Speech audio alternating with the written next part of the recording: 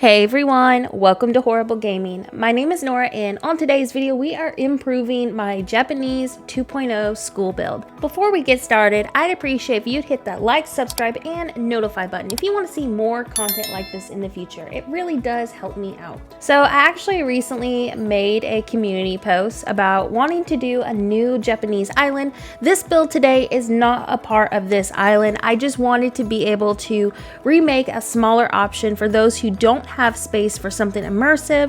So hopefully this will be some great inspiration for those in that kind of position. If you don't have room for all of the details that I'm using today, you can easily make do without all the parking lot space. But since I had the room to do it and I wanted this to feel very realistic and detailed, I went ahead and added as much realism to this build as I could without it taking up too much space. But I do want to let you know that it does take up at least 1/4 of your map, and that's mostly just the parking lot. So that's why I wanted to add that you can easily shrink this up even more if you don't have as much space. As many know, I haven't been posting for about a week now because mostly I don't know what I want to do. And I'm thinking if I do something around cherry blossom season, it's going to help me get back in the game and start building again. Cherry blossom season is basically like my natural for people who want something easy to do. It is a relaxing build for me. I have a lot of fun making them. And honestly, I feel like doing this again is just going to help me want to build and get back on the channel and posting frequently again. I feel like a lot of us are experiencing burnout. And as a content creator, it's super frustrating when you hit these burnout zones because then you don't want to play and you don't want to build. Even though you do want to play mentally and you just want to have fun with the game, but there's like a little block that is stopping you from doing it. So this build hopefully will push me into finally getting back into the grind again. And I'm thinking after we finish this island, I would love to tackle possibly a natural, maybe something around a jungle aesthetic.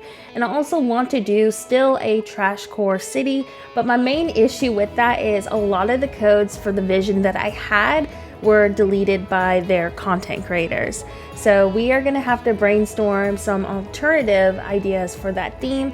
If you have some trash core aesthetics that you think that I would personally enjoy, you can definitely leave them in the comment section below. My vision was basically going to be something that was like fully abandoned, very rusty, and to get that kind of look, you have to get certain codes, and again, they got deleted. And I also don't want this to be super close to my island called Quiet Hill, which was a very rusty and totally neglected island. So if you're not sure what that island is, you can definitely go check it out on my dream addresses on Instagram. But I'm trying my best to not have my themes be super repetitive, even though we're doing obviously a remake for today's video. But I wanted to give y'all a smaller option since a lot of my school builds do take up quite a bit of space.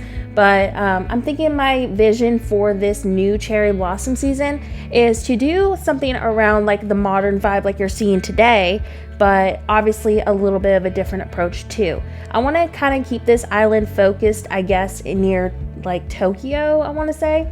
I'm not quite sure what my whole entire plan is. I'm just going to play and see what happens, but definitely leave me some ideas for builds if you want to see them make it onto this island.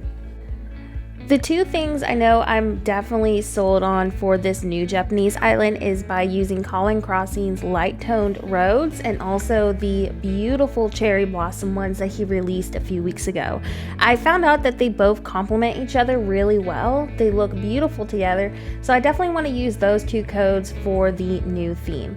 I definitely also want to add a subway to this island too, since my last few Japanese islands never got one.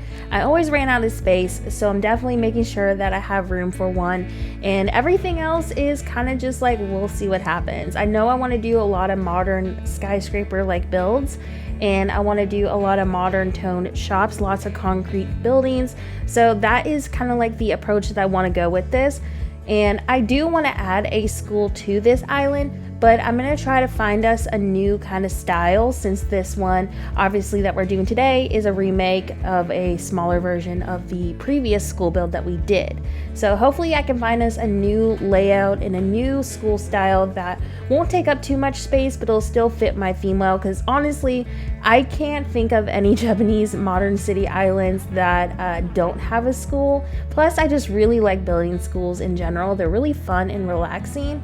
but I definitely want to find us a new layout just so we can have some fresh school content on the channel. If for some odd reason I can't commit to a new cherry blossom island, my next plan B was to do a university inspired island, since we've been talking about that on my live streams for several weeks now. I know I would really enjoy doing this since I enjoy building schools in general. And then my third idea was to do a jungle, and I know that would bring some great natural content as well, so y'all just let me know if you're open-minded to those other ideas in case for some odd reason the Cherry Blossom City just doesn't happen. But at least today we were able to do a smaller school build option for those who are limited on space.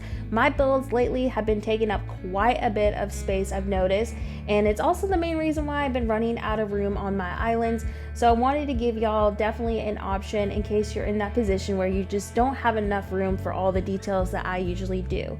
Anyways, let's do a quick walkthrough of how the build ended up looking at the end. And obviously we need a lot of decoration still, but I ended up putting an incline over here, and this is just like a little patio area. Keep in mind that this build is not interactive, so I wanted to try to add some sort of interactive spots to this without obviously making it into a ginormous build. Then we walk over here, and this is another outdoor patio area. You can obviously just decorate these pretty simple with like sitting areas. Definitely put your own twist to it. Anyways, that's it for today's video. I hope that this brought you a ton of inspiration. With that being said, thank you so much for watching and have a horrible day. I'll see you next video.